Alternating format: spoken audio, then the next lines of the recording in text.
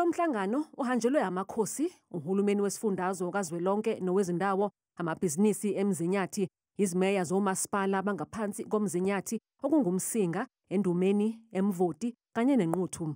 Lona umhlangano wokuqhamuka namasu okubhekana nenselele yamanzi ekhungethe isifunda. Amapitsi iwona abukeka ngathi ayisixazululo senkinga yamanzi.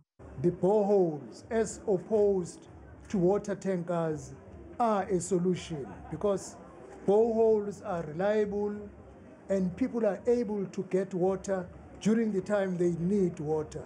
I'm very much impressed because the Honorable Mayor reported that as we speak, they allocated money to all 61 wards so that boreholes become a priority as an immediate intervention.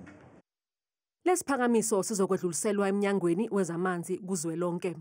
So phinde sibe nomhlangano neinhlangano zesihle ama-NGOs ngoba zikhona inhlangano zesihle ezikholelwa ekuvikeleni isithunzi somuntu ezikwazi ukuthi zimbe ama-boreholes anganikeza abantu bakithi amanzi.